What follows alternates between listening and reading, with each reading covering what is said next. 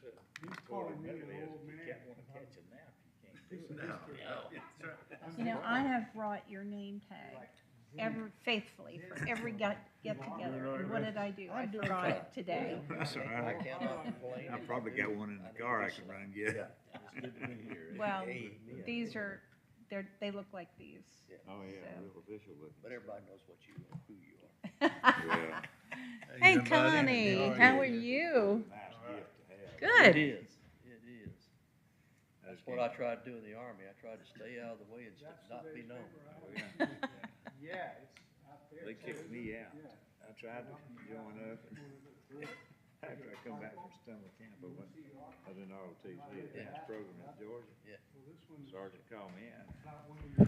So sorry, but Good afternoon, board members. The time is 3 o'clock, so we are about ready to begin today's meeting. Just as a friendly reminder, when you guys do speak at the podium, we've made little reminder cards for everyone. Nikisha was awesome and made them for us. But if you could press the button to the right on this little thing where the microphone is, so we can all hear you and record what you're speaking, that would be much appreciated. Okay, I will call this meeting to order. Welcome, everyone. Calling the roll, we are all here with the exception of Joy, who is going to be resigning in January. And so if you have any recommendations that you might want to make concerning that position, please do. So everyone's here but Joy.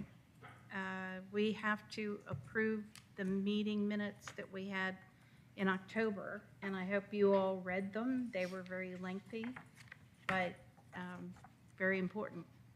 Did you all get a chance to read them?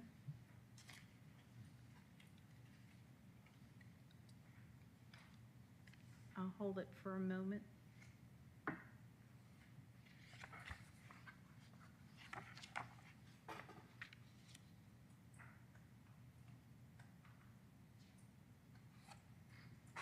If you have any questions, please let me know.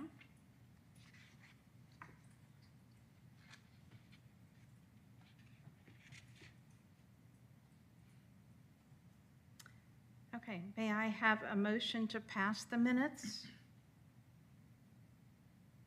Hello? I'll make the Oh, motion. okay. And a second?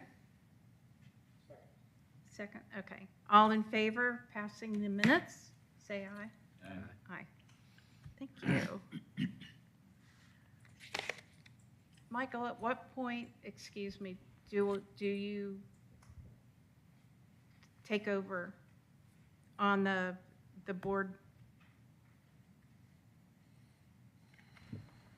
I would just recommend announcing the next item, which is items from the board.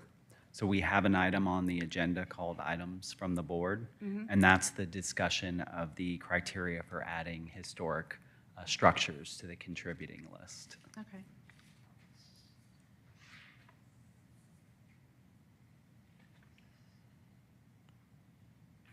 Is he gonna?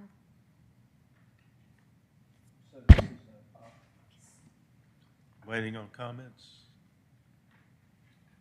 Oh.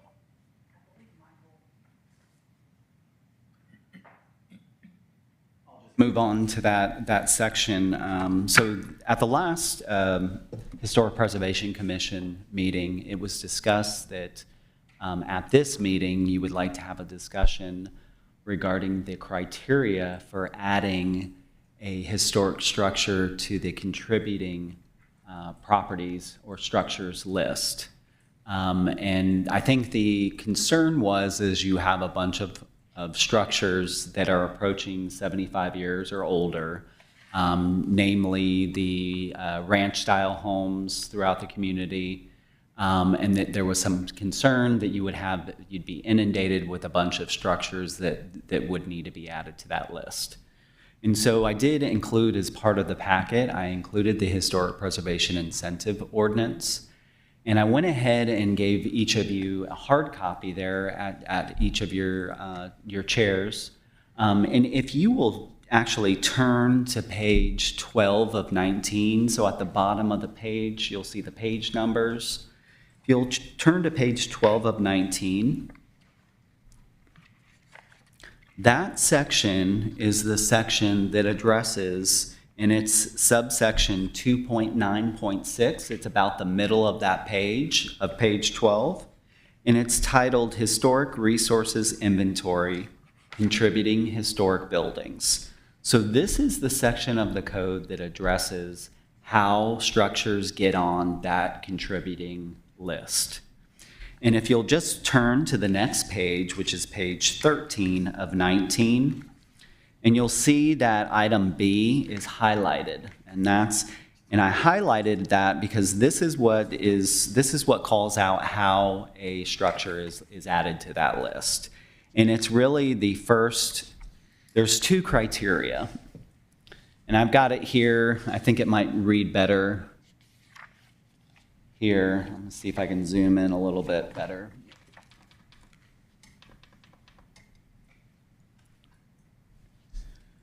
So as you can see, the area that I have highlighted in green, the two criteria for adding a structure to that contributing list is it shall contribute to the city's historic, cultural, aesthetic, architectural, or other heritage, and B, are at least 75 years old or older. So those are the criteria that you have for adding a structure right now. Just because a property or structure is 75 years old or older does not mean that you have to add it.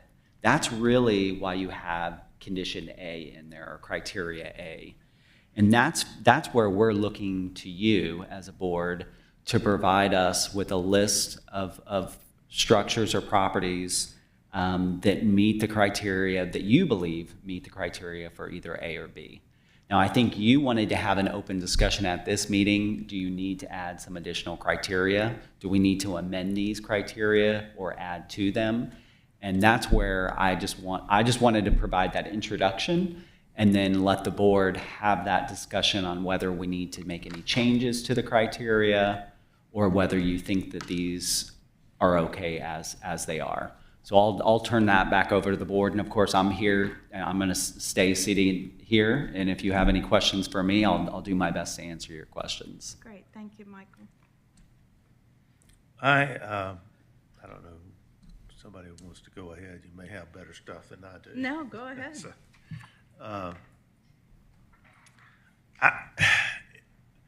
from what little I can read about the origin of ranch houses, they started earlier in various parts of the country than they did here.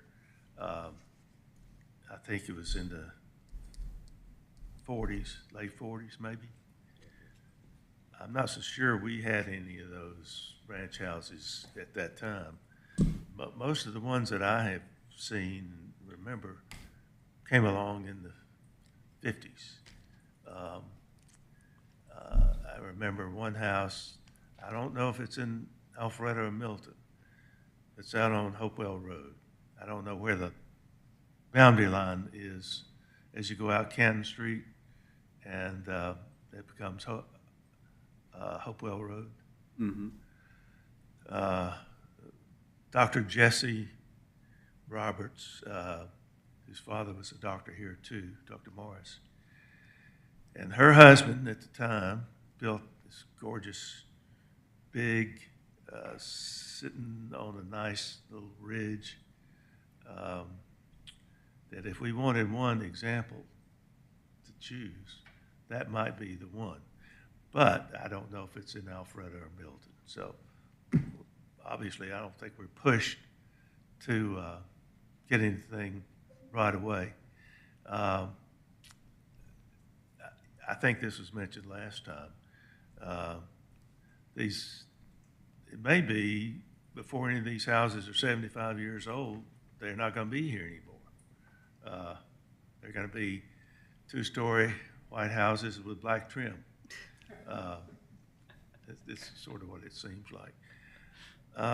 But if we could find an example of one of the nicer ranch homes. It hadn't been chopped up and sheds for garages added and various things like that.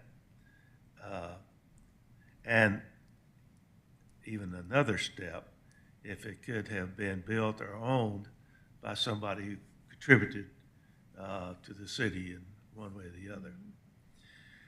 But I don't know that we're in a big hurry to address this, because I don't really think there are any that are 75 years old at the time. But I could be wrong, and you guys may have looked around more than I have. I did find an example or two that might be of interest, and those of you who grew up here or been around a long time know Golson Hook's house on Roswell Street. And it was big when he built it. It's had some, I don't know if they're improvements or just changes. I think he's added dormers maybe and some other extensions. So I don't know if we would, if we like the house, if those changes would prohibit us from doing anything with it.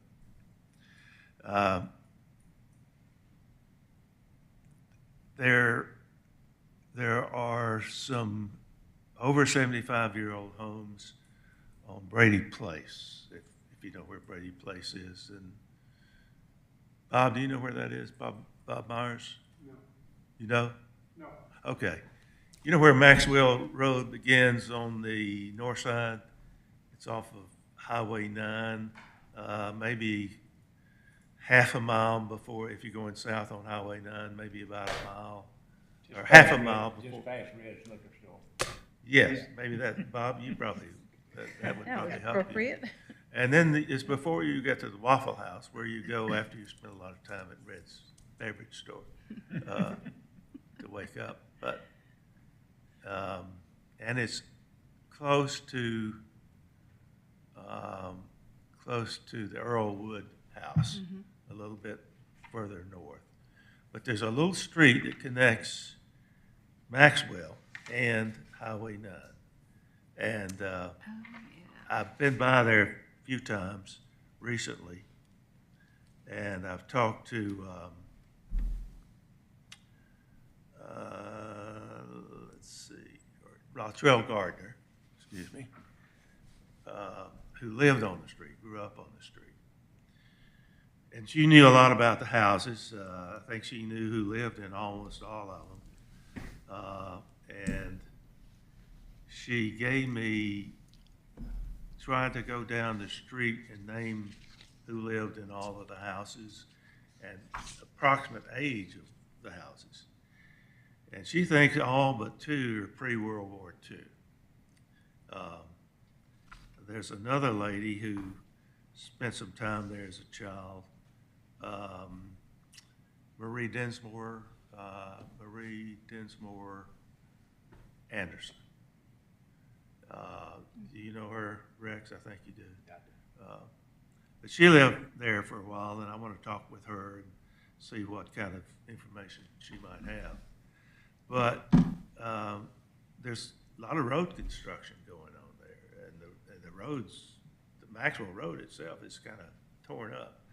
So I don't know what's going to happen to those houses. They may be gone before we, want to take a strong look at them. But that's just a couple things that, couple observations, I guess, that I've made.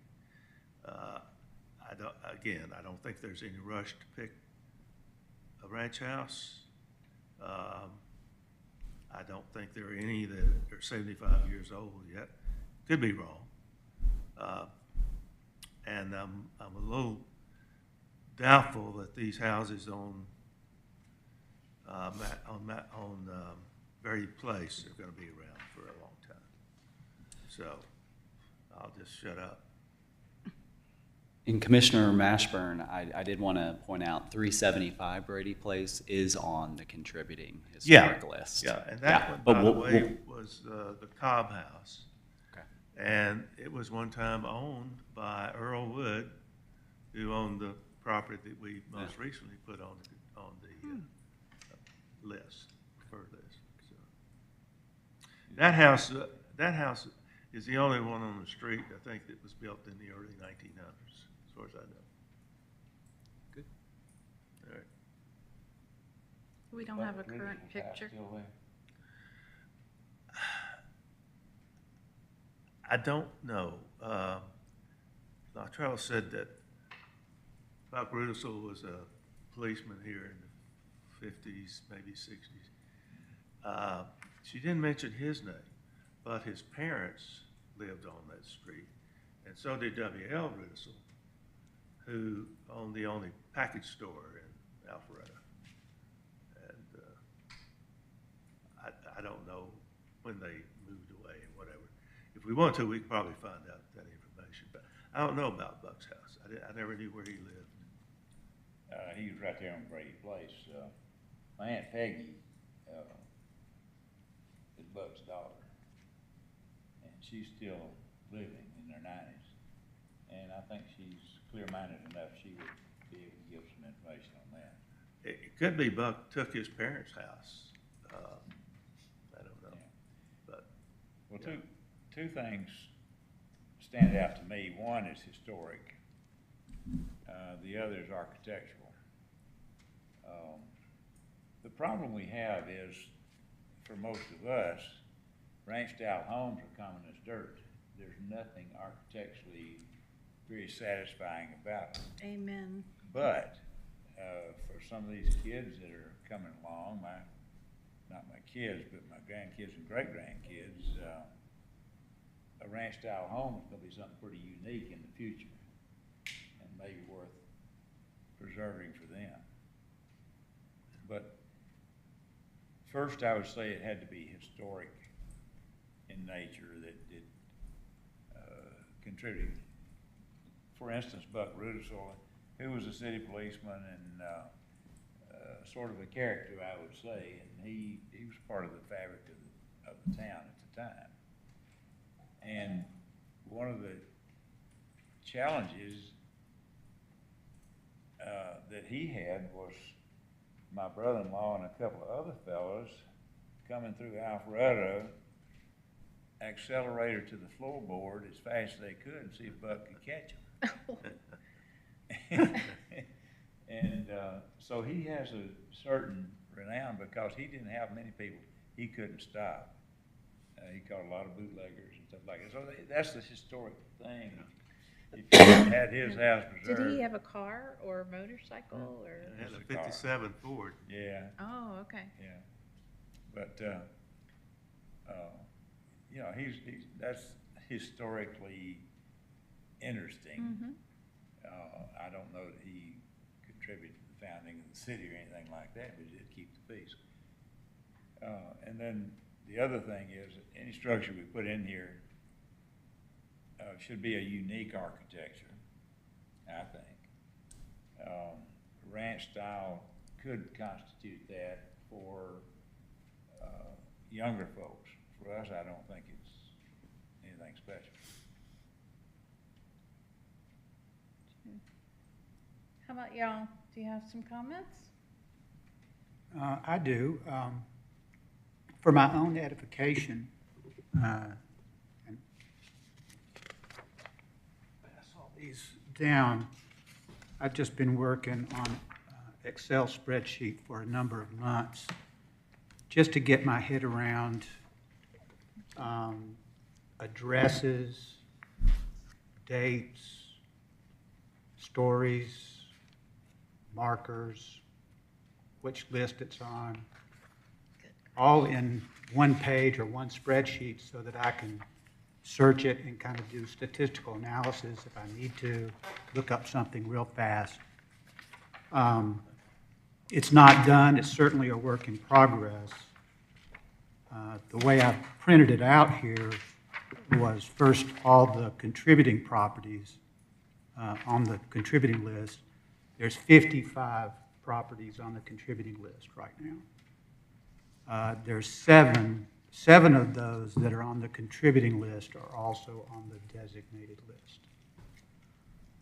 So if you turn over to the second page, about halfway down, you'll see the 6 that are on both the contributing and the designated list. But from what I can tell, Farmhouse is actually the only one that's only on the designated list. It's not, it never made it to, as far as I can tell, it never made it on the contributing list. And then after that are just addresses that Connie or Bonnie or Pat or someone had mentioned at a meeting, historical society meeting or whatever, that we might want to look into. So in terms of prospective properties that we might want to look at. So this is, and then the architecture of each one, I'm trying to fill that in as well on the list. And then there's a lot of other stuff on the spreadsheet, photographs, tax records,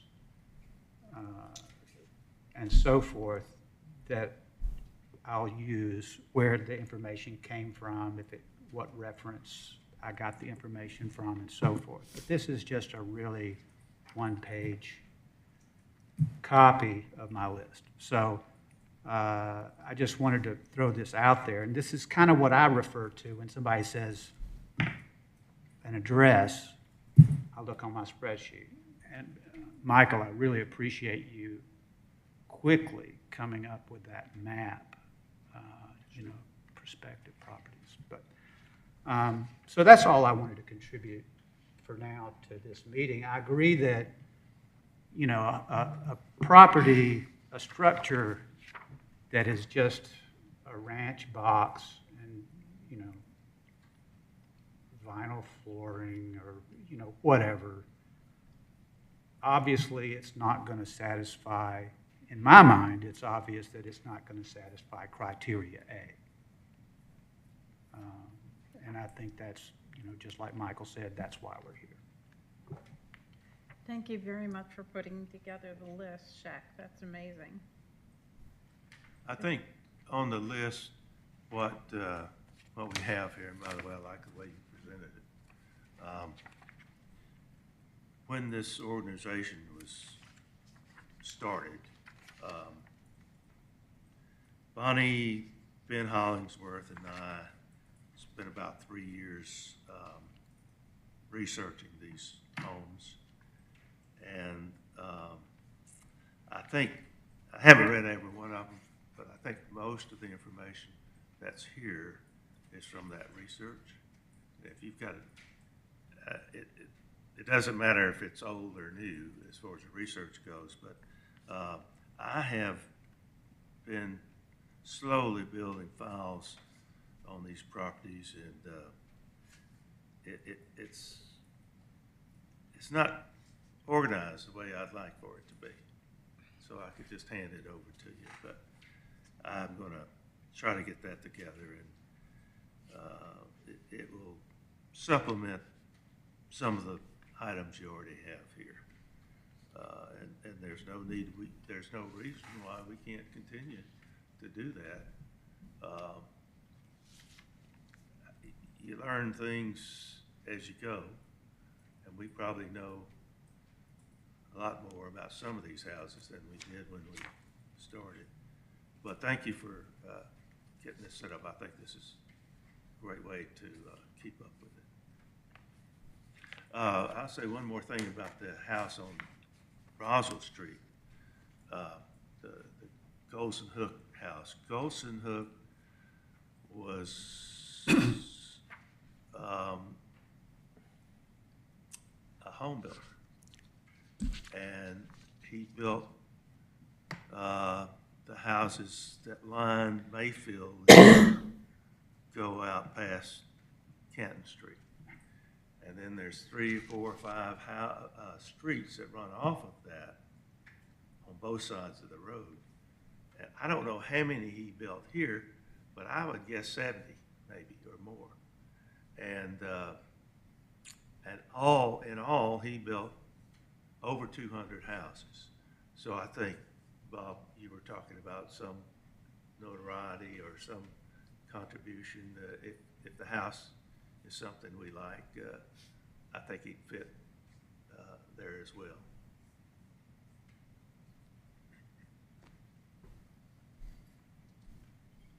Anyone know what year the Alpha Park subdivision, I always understood that was the first subdivision in Alpharetta developed. What Alpha was it? Park, right there, behind Red's Liquor Store. If you give me a second, I can that get is? that information Yeah. for you. That's a lot of like little ranch-style houses right Yeah. Yeah. through there. When do you think those were built? That's Early what I was 60s? trying to find out. I think maybe early 60s, but I think Connie is on to something there, but give me 1 second and I'll have that for you. you could buy one for $12,500. I know that. Well, the house is right behind the elementary school. Oh, you're talking about those. I'm sorry. I thought you. No, that's another subdivision that, Yeah. those were in the 50s. Yeah. And those came along about the time that they got sewer in there because they built the elementary school Huh. in 50, well, it's opened in 56, I think it was. And if you ride by there now in those streets that run off of Mayfield, Yeah. you probably have. Oh, all the time.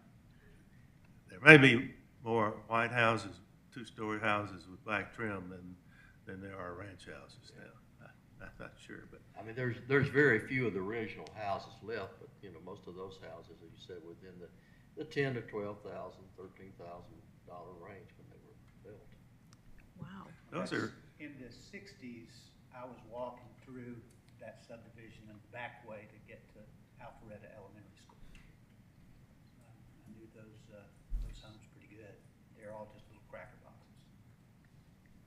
Are they destroying those two and Oh, building the yes. mansions back there? I haven't been That's back there in a probably while. better than 50% of them gone Oh, now. no. a lot of these ranch houses were built on decent-sized lots, and that appeals to folks who want to come in and build monster houses. Yeah. They don't even dig big lots anymore.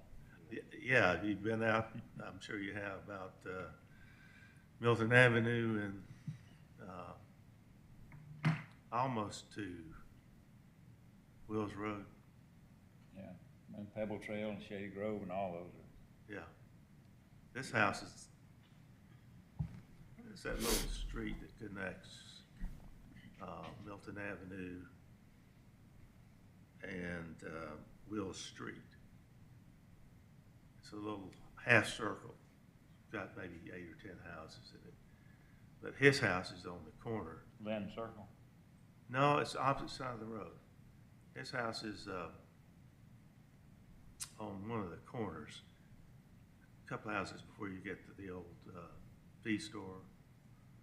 Nathan Drive. But it's built, I don't know, 15 feet from the road, seems like to me. Dad built some houses in there back in the 60s, I remember. Yeah. Wow.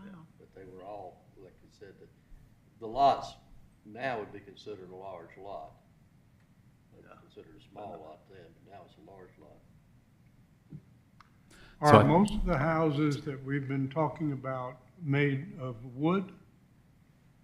Or are they brick? Most of them are brick. I think, yeah, Golson Hook's houses were all brick for the most part, I think. Well, my house on Pebble Trail was wood, and almost all of those that have been torn down are wood. They have partial brick, some of them do, but mine was cedar. Just one-story ranch, nothing fancy. Some of the They- houses, They weren't fancy, but if you go out into the Crabapple area, there, on some of the smaller streets, there are a lot of single-story ranch houses. Like Colony Drive, and and, They're made of brick. yeah. And it seems that there were so many in that style built that it will be a shame when they're all gone, especially the wood ones that are going to be the most vulnerable to being removed, that a style that was so popular isn't being preserved somehow. And I would think that we would want to identify a few examples and do what we can to encourage preservation. But I can understand why a small house with a couple of thousand square feet or 1,500 square feet people don't want anymore. But still, it's part of our history that is 10 or 20 years from now, we're going to look back and say, gosh, where did all those houses go? Because they were historic. Now, I think most of those were built, the brick ones at least, were built a little later, probably in the 70s and even 80s. Rex, when did your dad start building those type houses? Do you remember?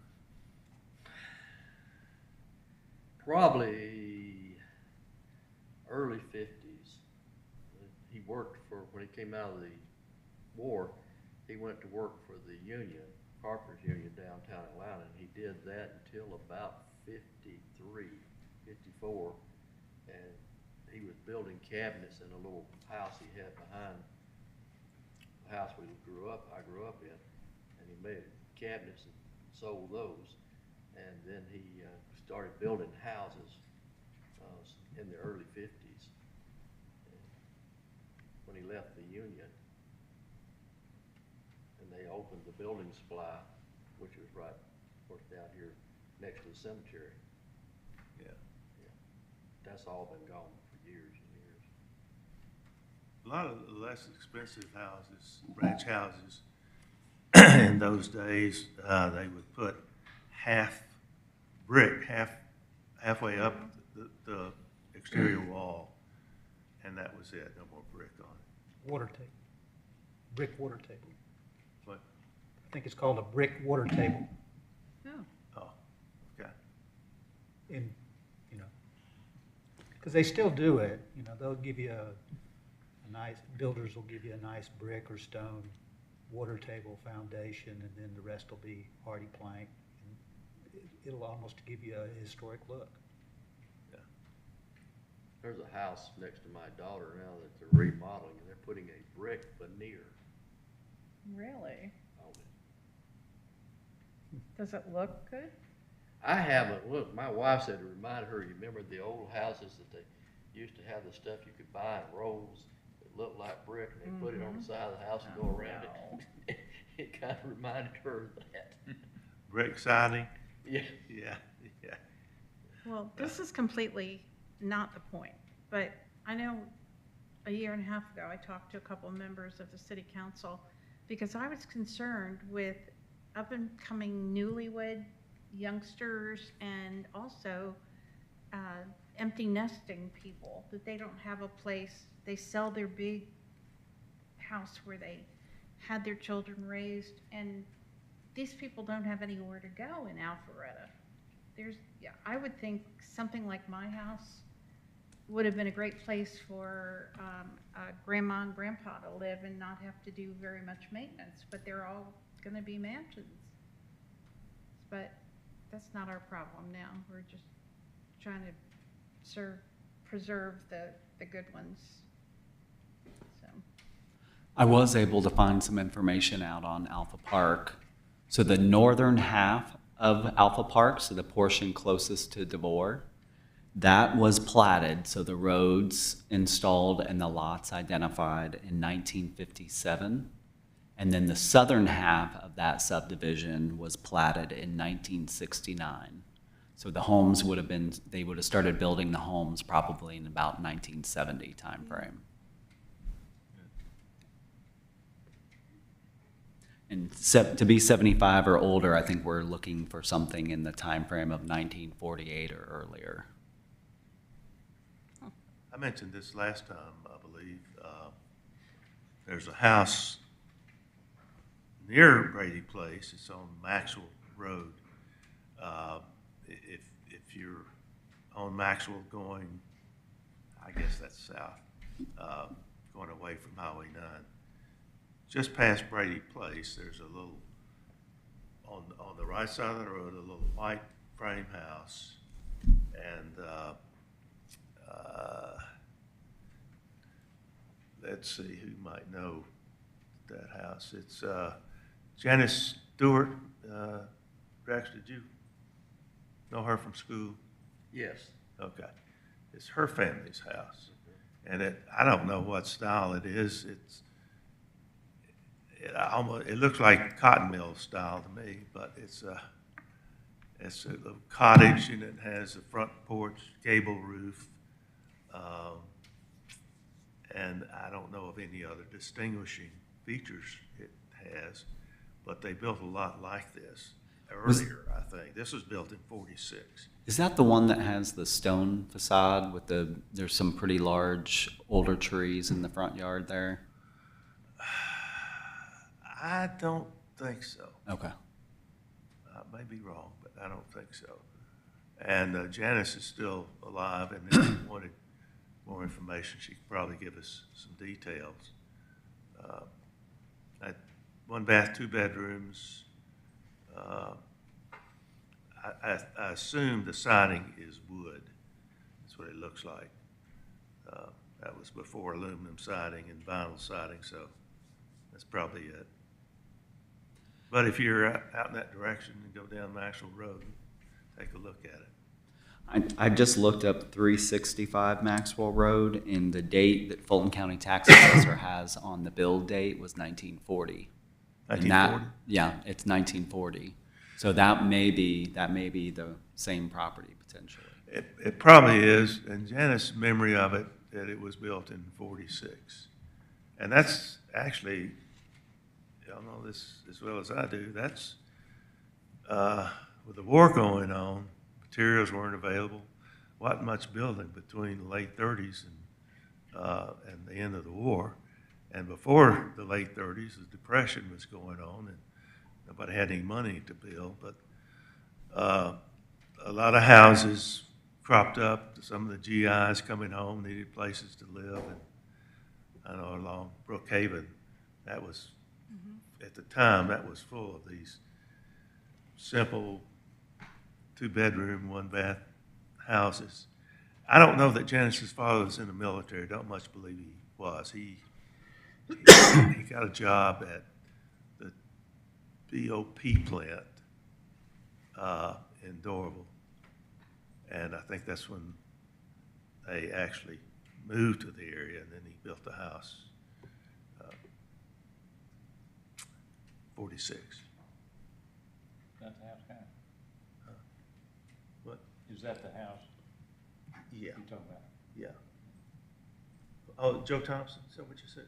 No, is that the house you're talking about? This is one on my. Yes, yeah. Another, I don't know when Janice's family moved, but another local guy, Joe Thompson, the mechanic, he and his family lived there for decades. May have been the last, I don't know. I don't know who lives there now. There's an old house on Mayfield near the, as you get closer to Crabapple on the left. And next to the house is a concrete building that says Holcomb on it. And next to that concrete structure that I think was a workshop is a house that I would imagine it's at least that old. The woman who lives in it, or lived in it, if she's still alive, was 100 years old a year or so ago. You're talking about the shop? Yeah, Yeah. Is that in Milt, or Crabapple, or, it's in Alpharetta, is I it? believe, or maybe it's in Milton, I'm not sure. I don't know the boundaries. It's real close to the line. I think that side of Mayfield is Alpharetta, I think. And then- Generally, the south side of Mayfield is going to be Alpharetta, and the north side will be Milton along Mayfield. South side Alpharetta? Generally, some portions are Milton on the south side, but most of the south side of Mayfield is in Alpharetta. That's kind of out near the library that's in Milton. Right. Yeah, yeah. It's just close back to the there. line. And it's the only house like that out there. All the rest are gone. So if you're looking for something that might qualify for designation based on age, that house might qualify. You're talking about a house, not necessarily the machine shop. Not the machine shop. I don't know when that, I think that must have been built at another time. But the house itself is wood. I can't place it. Be on the lookout It's- for it. Virtually across the road from where that little lake is. Yeah. You know, the new park. New park now, it used to be a lake, there used to be a house there and a small lake. Yeah, on the north side. Yeah, But, yeah. on the north side, and it was Yeah. right across the Hawkins place, was across Yeah. the street from that. On the south side, a little bit west of the lake, was George Bates' house. Do you remember that one? I think it's still here, but I don't know when it was I have no idea, built. I would say probably in the 40s. but I think that's in Milton. It's not a ranch house. I think it's, yeah, closer to the library. Billy Bates' house is gone. They tore it down a few months ago, Oh, after he died. Well, they sold the property, Mhm. They're developed. gonna put townhouses on it. That's the biggest problem you face right now is, all these houses that we're proposing to put on the list or thinking about, they're sitting on lots that are worth $1 million, basically, and they're not even an acre. And to have a property owner not want to sell it, and then have somebody put either a big house or a development of houses is the problem. It's the next generation also. The older folks pass on and the kids don't want to live there, and they don't, they live somewhere else, and so they've got that old house, they sell it to a developer, and he puts a half a dozen houses on I thought there are more people from Alpharetta and Jasper and LJ than there are people who grew up in those Yeah, well, towns. Oh, absolutely. We have our monthly Milton alumni meeting coming, the restaurant there, and I'm about the only person there that actually still lives in Alpharetta. And me. Than you, yeah. And there just isn't anybody left. Everybody just up and left, you know. Particularly those of my age, because they don't have to pay school tax in Forsyth County and other places. Well, we can look at our successes, and some of them, one of them most recently, I think is just gorgeous, is the Upshaw House. What she has done. A lot of people don't like the Stark White, and I can understand that, but she has made that front yard, I think, It's she did. completely Just different. gorgeous. They did a great It's job with beautiful. that. and that house is less than, when she bought it, was less than 2,000 square feet. So it can be done. It was originally 2 bedrooms and 1 bath, if I'm not mistaken, which is surprising because the house looks much bigger. She's put a lot of money into that house. It probably would have been cheaper to knock it down Of course. and build it fresh, but she has a sense of history, and she wanted to preserve it. You interviewed her, didn't you, Bob? Sorry? Did you interview? Yeah, The I owner. did a column on that house, Kristen. yeah. Beautiful house. I mean, what she's done to it inside.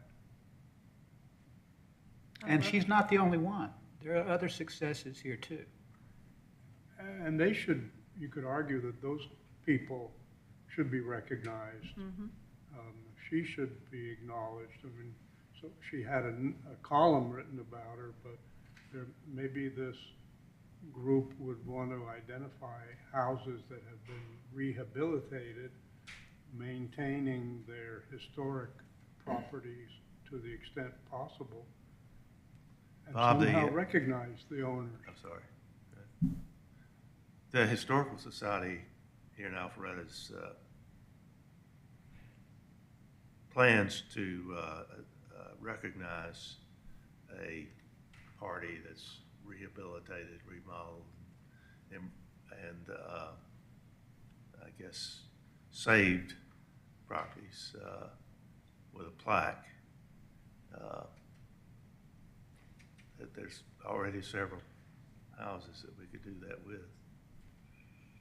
You know, the Rainwater House on Kenton Street is kind of, that house was preserved without any knowledge or assistance or interest or whatever from the city.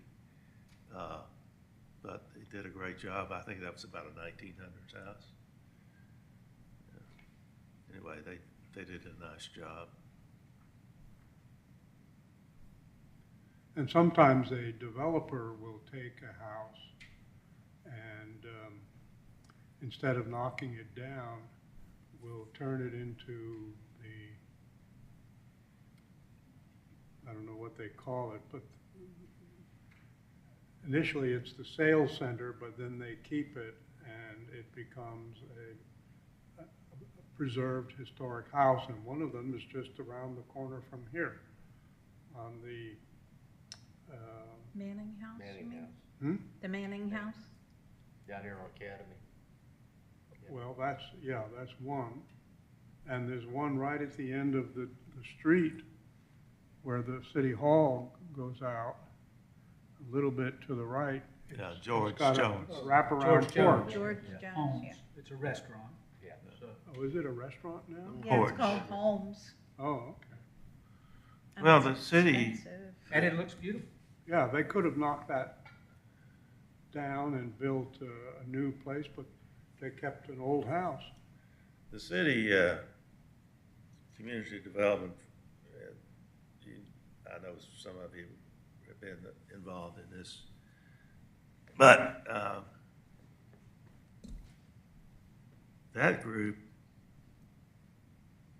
with the ordinance that's in place, are tough negotiators when it comes to these old houses, and they kind of hold their ground about developers coming in and tearing a house down, and that's it. But they've managed to save a lot of them lately. I don't know how many, 6, 7, 8. But and you know, in general, that's what the ordinance is about, or Yeah, one of the exactly. main aspects of it. We can help you out in some ways, but you need to save the house and build your houses to kind of match up with what the old house is. Yeah, exactly. There are some cities around that don't have anything like that in place, and Milton is one of them. Although they did identify an area they call Mayfield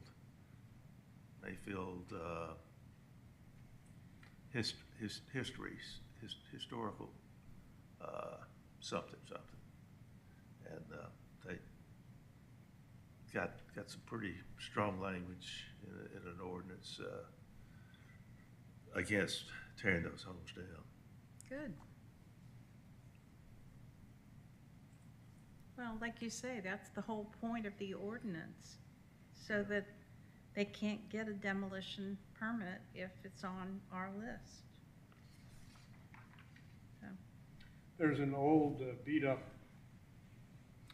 single-story house. It's in Milton, but it's on the corner of Francis Road and Thompson. And a young builder bought it, and he's fixed it. He's in the process now of fixing it up. And when he's finished, it's going to be beautiful. And it's going to look a lot like the original old house. And he could have knocked it down, but he has a sense of history. You You know the interviewed name? her too, didn't you? Did you say you did a column? Say that again? You did a column on, On that house? yeah. Do you know the The name Francis of the house. person? I do, I don't remember it, but Well, I know you talked to him, you and I discussed it. I don't know if anybody knows the Francis family. They, I think, built that house in 1800s, right? yeah, it was really old. It was a dentist, It's at the corner of had it, Thompson Road and, Francis. Francis. The dentist had a big hole in the floor next to the dentist chair, so that people would have a place to expectorate. Spit. Okay. Okay, I think we've touched on what we consider would be the criteria for this historic homes. I did want to mention a list that has been floating around of additional properties, not so much houses, but things that we want to add on to our list. I know I'm not supposed to say it, the Domino Lounge. You know, there's the Upshaw House, Clear Springs Baptist Church. We need to consider which ones we want to continue the process with and add on to them. There's a cemetery, Aubrey Morris's house, the Weatherford House, you know, things like that. And I know y'all came up with some really good ideas. I believe Michael is putting together that list, and he's going to distribute it. It's not an official list, it's just a rough draft of ideas that we might want to add on to the list, with the eye of not letting builders tear them down. You know, if they do contribute to this history of Alpharetta, we want to keep it.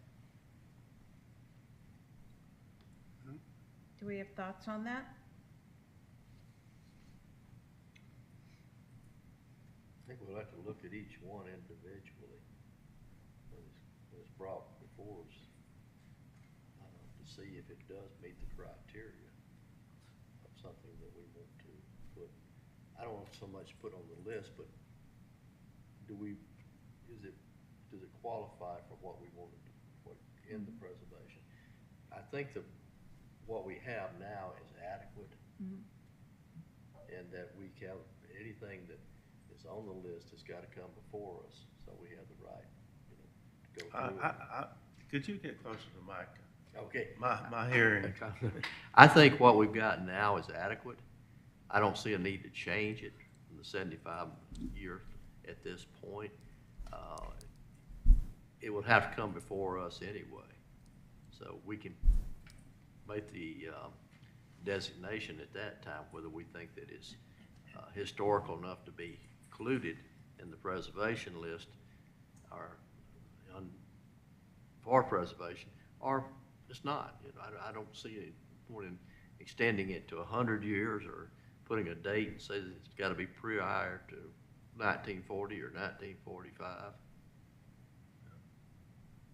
I agree. We need to find out if they qualify.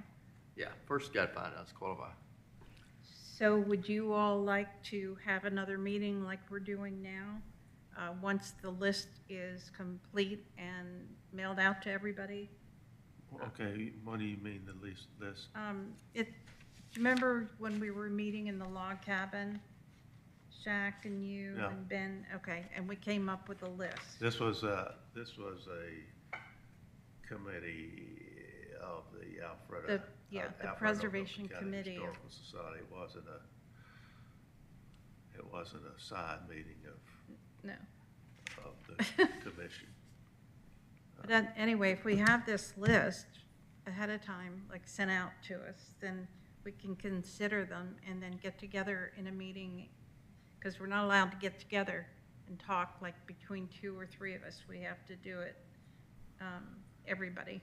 Yeah, and there's, I guess, there's 2 groups that are working on, or studying and researching historical homes, and that's the Historical Society has a preservation committee, and Bonnie and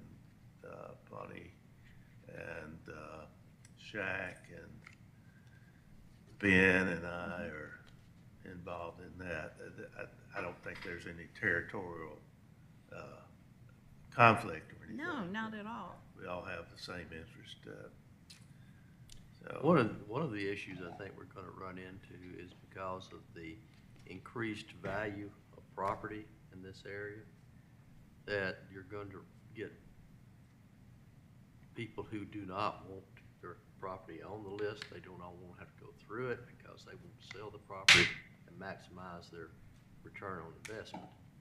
And that's what I'm seeing now, is that, you know, properties are selling for unbelievable amount of, these little houses that we used to think wasn't hardly worth Tell anything. me about it. They're selling for unbelievable amounts of money. And, it's, you know, the house next door to me that I know the people bought it originally for $139, and they sold it for $750,000. And they tore it down. Now they just sold the house next door to me for almost $2.9 million.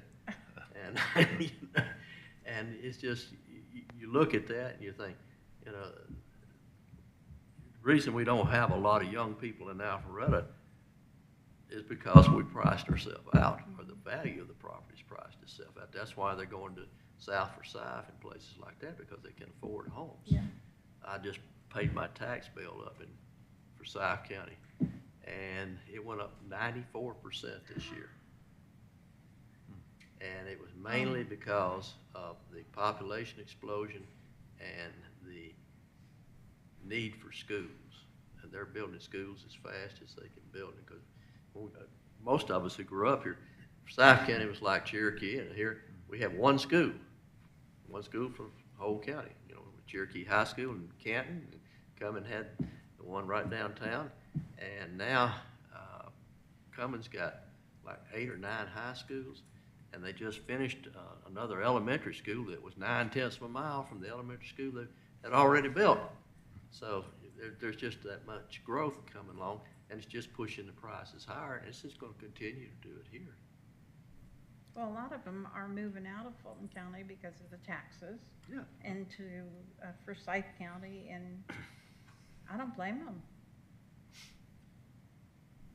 I think part of our criteria needs to be that whatever house it is, it has to have a unique place in our history.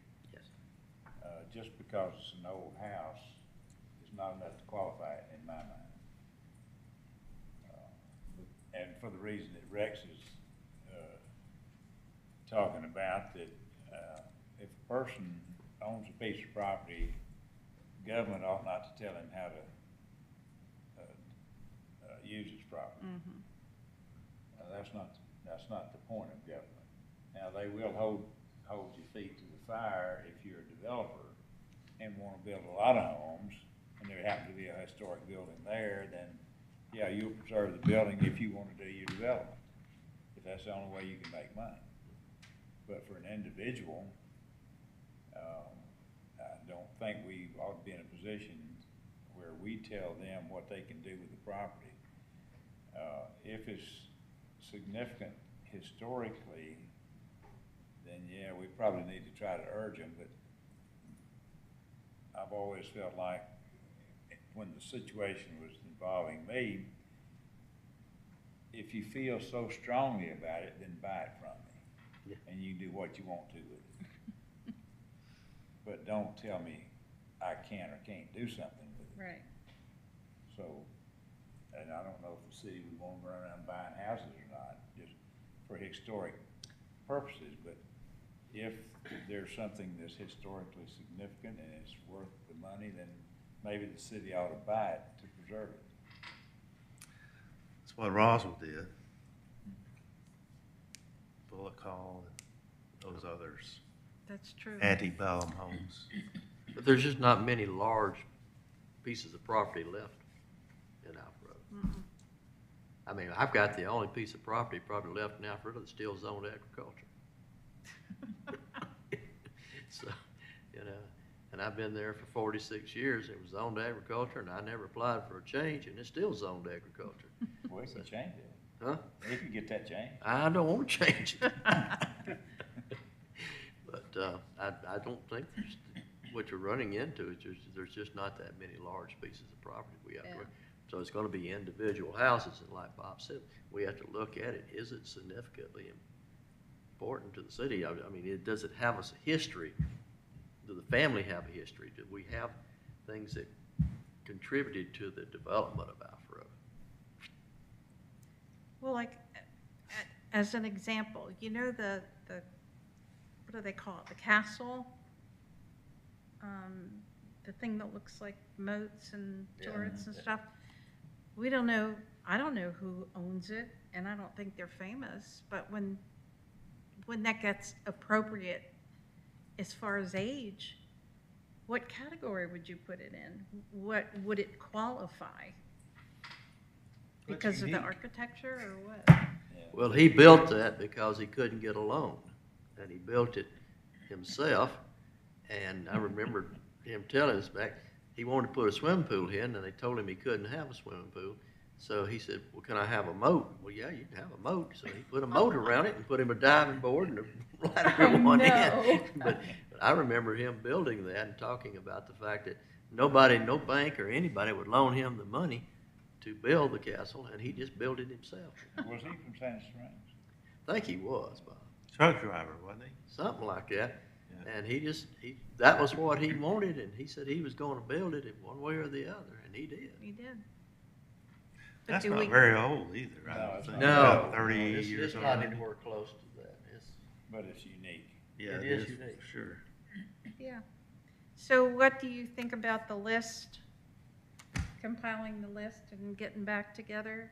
Or do you have other ideas? I think, we could kind of have in mind that as we go about the city, run across something that seems interesting and right age, just, jot it down and it's at some point, I guess if we have enough of those and enough interest, get together again. And it doesn't sound like there's any immediate need to move on what we already know about. You mean That's like just my in- opinion. in danger of being destroyed?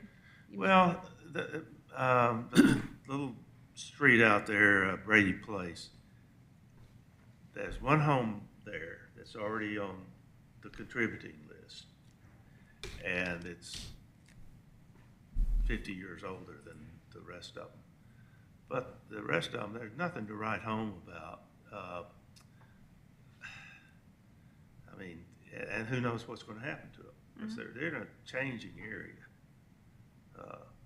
Now, I guess if we wanted, I think the Stewart House, if we were looking for something to put on, that would be a possibility. The what house? The Stewart House on Maxwell Road. Oh, okay. But the family, there's no, as far as I know, there's no significant contribution that family has made other than being hard-working, blue-collar people that made a living and built a house. I think, looking at some of these homes we already have on there and some of the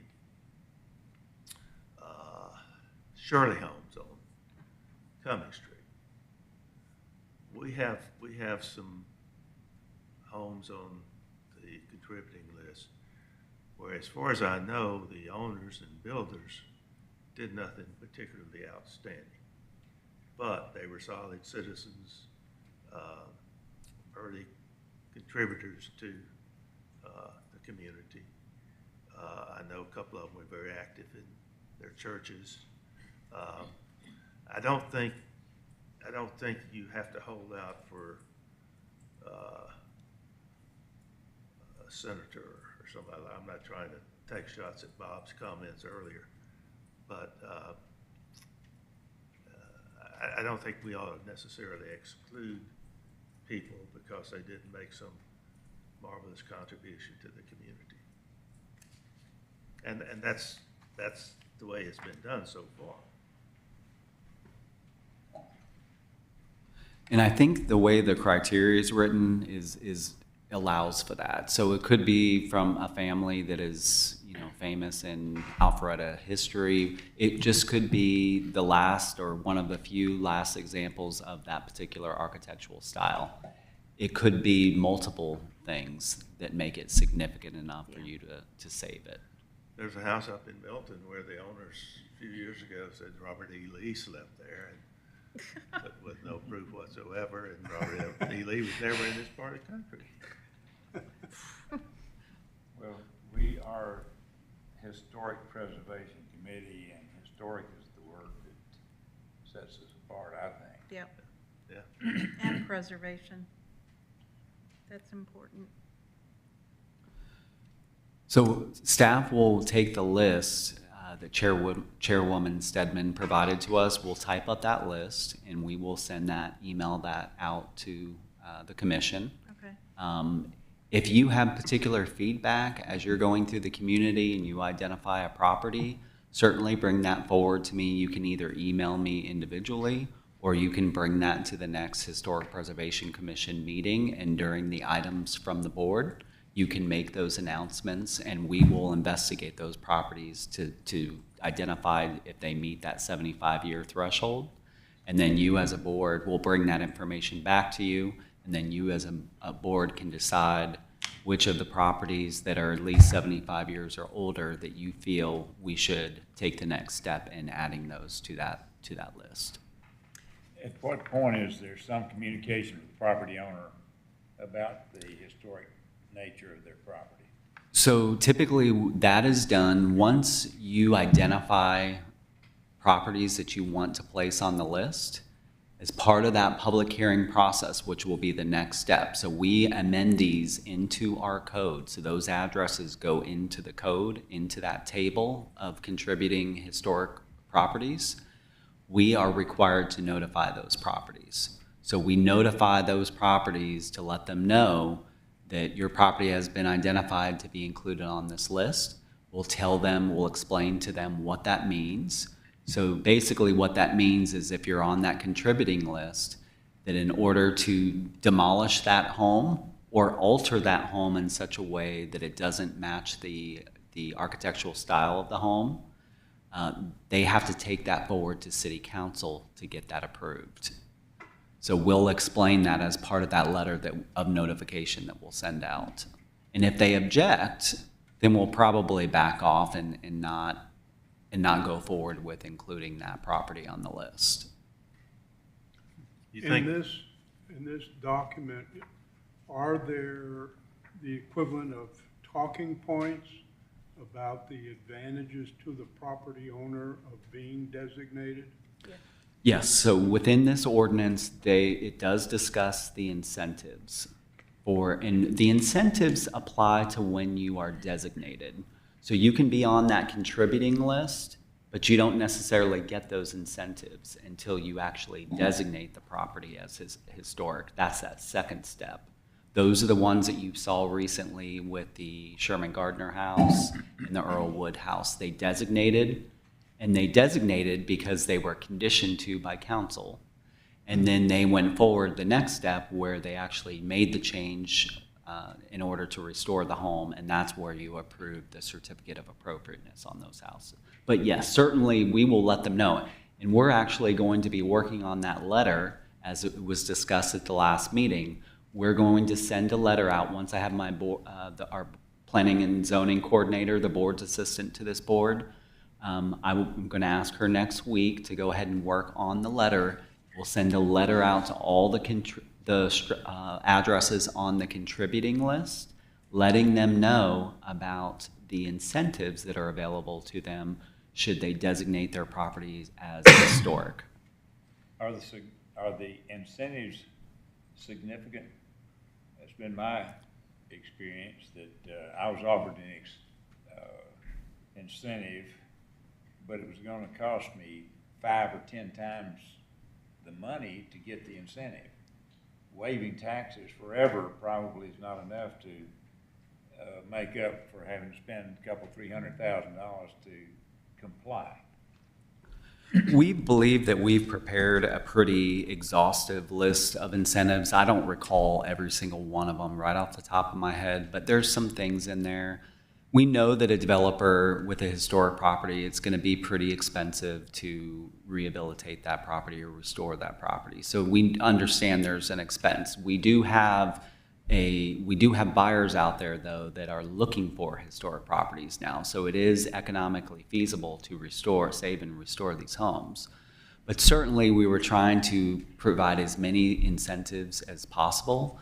We have things like reduced setbacks if you save a historic property. So if they add additional structures to the property in conjunction with saving that property, they could have reduced setbacks. They could use a residentially zoned property and use a portion of that historic structure for commercial use, certain commercial uses. That's one a lot of people will take advantage of because they can live in the home, but they can also run their business out of the home. And they don't have to go through any kind of rezoning process to do that. Trying to think of some of the other incentives. We have some other incentives such as increasing the building coverage that we allow on the property for additional structures.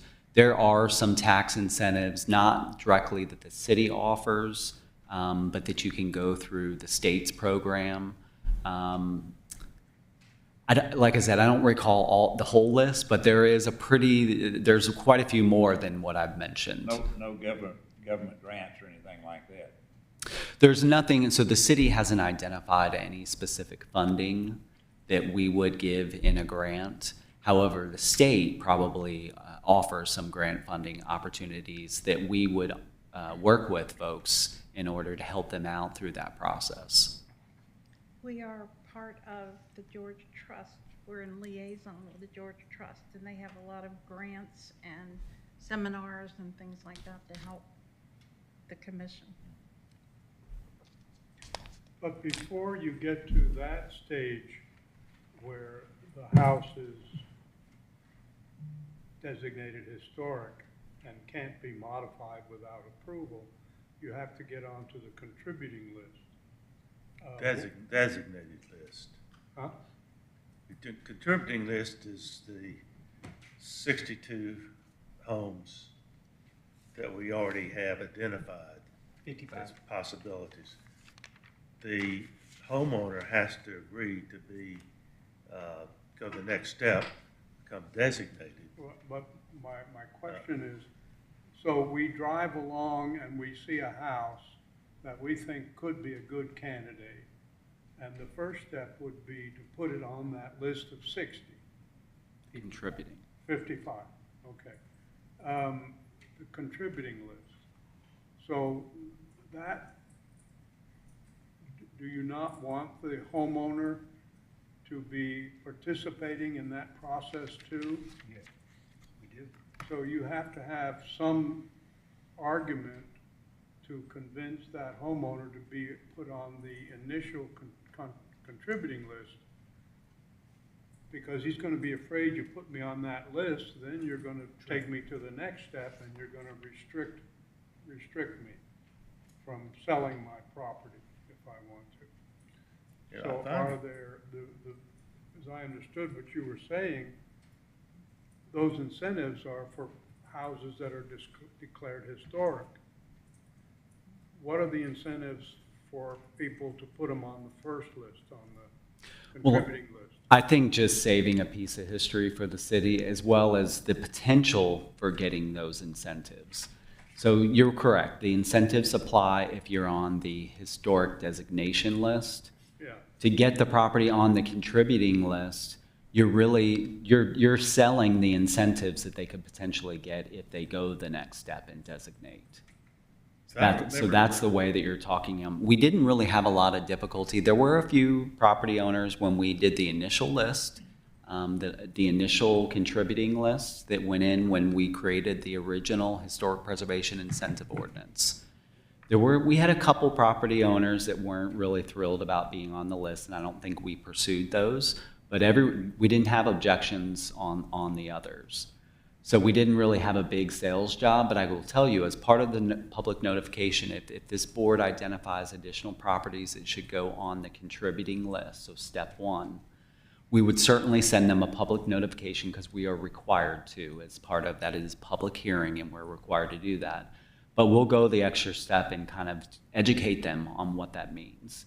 And even though they don't necessarily get those incentives yet, unless they go to step 2, the historic designation, it's still a tool that we can use to let them know there is this possibility that you get these additional incentives. And for example, the Upshaw House, and I keep referring to that one, I think maybe one of the incentives that started out with that was the marker. It was a historic home. I mean, it definitely is a historic home. I mean, there's no doubt about it. There was no question of it going on the contributing list. So it was, and they were proud of it. And they wanted to put that marker. Yeah, there's a So- lot of prestige in having a historic home and having a sign like that. And if you have a historic home, as long as you're not afraid that, somebody's gonna assign you something else or Yeah, restricted. restrict you, I guess being on the contributing list, there are no restrictions. That doesn't add on restrictions, or does it? There's one restriction. And so when that ordinance was developed, I think this was back in 2015 is when we created that ordinance. The ordinance didn't have a lot of teeth in it. So that's why we added the incentives. But there was one piece that is a limitation on being on the contributing list. And that is, if you're on that list and someone wants to demo that property, they have to go to city council to ask to demo. And we've had that happen one time, and that was at 133 Cummings Street. That was with the Gardner House. We did have a property owner that owned that prior to the gentleman that you just recently approved the certificate of appropriateness on that property. And he did seek council's approval to demolish that house, and it was ultimately denied. But that is the one limitation, though, if you do go on the contributing list, is you do have to approach council about demolishing that property. And that's the only time it's ever been brought to council. That was just the one time. Wow. Yep. We've had, the only other exception to that is I believe we've had 1 or 2 removals from the contributing list.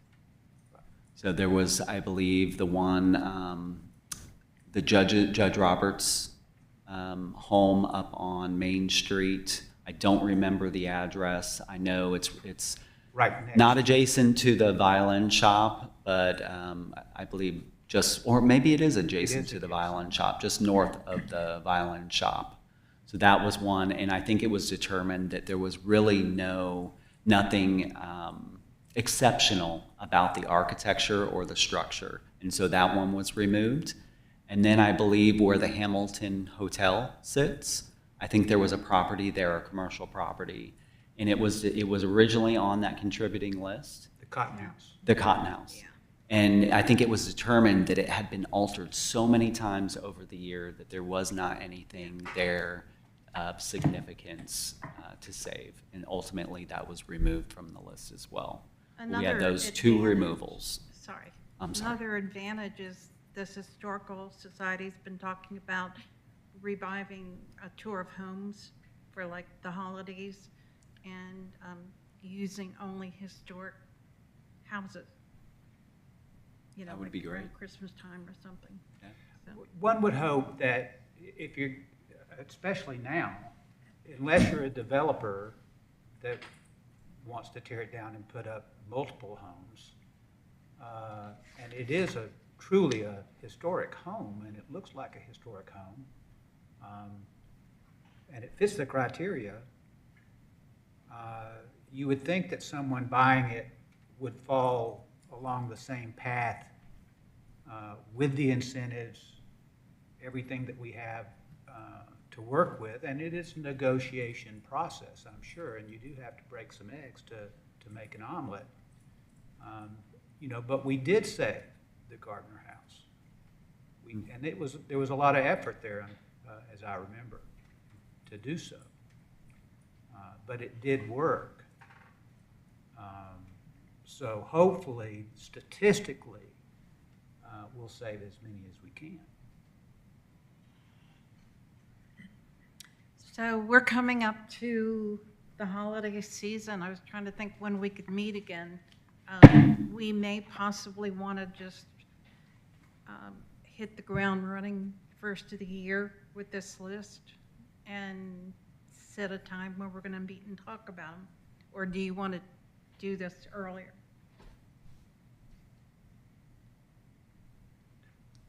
I don't think we're in a terrible rush. I think we can wait for a consolidated list from Michael and his crew and go from there. I don't think we need to. Okay. Personally, Yeah, we can do our best to take that list of first thing that we'll do is we'll type that list up and just distribute it to the board. Not looking necessarily for feedback. We can save that for an actual Historic Preservation Commission meeting. So But I'll in share that. January, do you know when it would be? Give me 1 second, I can tell you those dates. Do we not need to wait until we got the other member added, so we have a full council? I don't think we have to, but it would be good. hopefully, if we meet in January, we will have one. Yeah.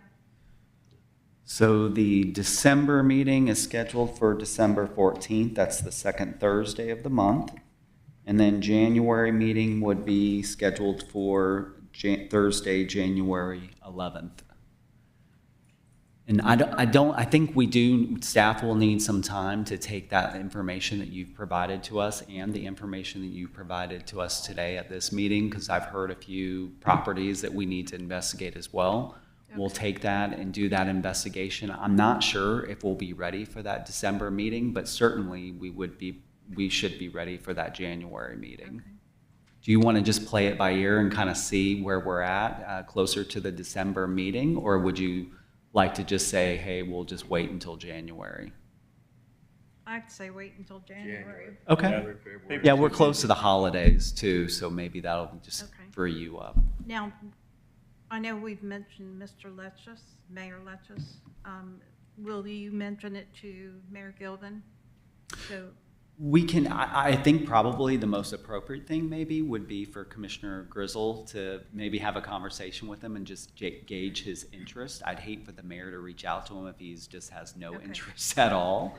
But if you wouldn't mind reaching out to him. I will do that. Okay, yeah, and just let us know how that conversation goes, and if there is interest, we can certainly let the mayor know. And if he's interested, I see the mayor at Rotary on Friday morning, so I'll mention it. Great. sure, Is you Mayor can charm him into doing it. Yeah. That's great. Okay. Can you think of anything else we'd like to discuss? I don't know about you, but I'm freezing.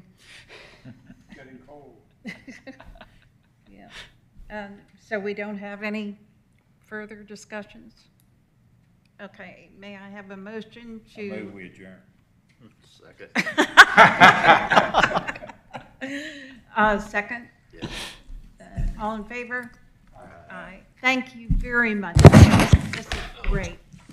I would have made the motion on the minutes, but I wasn't here for the meeting, so. Do you have a copy of the complete ordinance? I've got a big old book with all my stuff in it. Some of these things. Okay. Well, I don't know if it